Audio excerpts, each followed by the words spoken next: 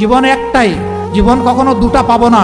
সেই জীবন হোক আল্লাহর জন্য, মানবতার কল্যাণের জন্য, প্রিয় দেশের জন্য, প্রিয় জাতির জন্য। এখন আমাদেরকে সিদ্ধান্ত নিয়ে সাহস করে ভরসা করে সেই আল্লাহর দিকেই আগাতে হবে ইনশাআল্লাহ। আর কাউকে পরোয়া করবো না ইনশাআল্লাহ। আপনারা দোয়া করবেন।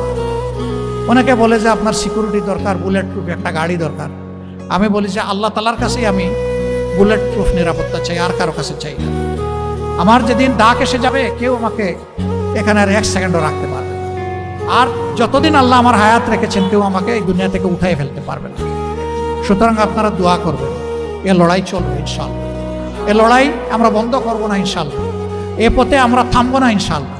আমাদের সামনে হিমালয় পর্বত দাঁড়ায় গেলেও আল্লাহ তাআলার শক্তির সাহায্যে সেই হিমালয় পর্বত আপনাদেরকে, জাতিকে সাথে নিয়ে ইনশাআল্লাহ আমরা টপকাব।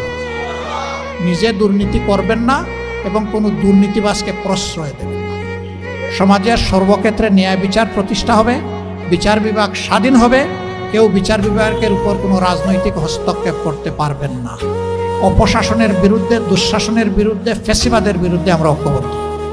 আল্লাহ তাআলা আমাদেরকে এই তৌফিক দান করুন। আসসালামু আলাইকুম ওয়া রাহমাতুল্লাহি ওয়া বারাকাতুহু।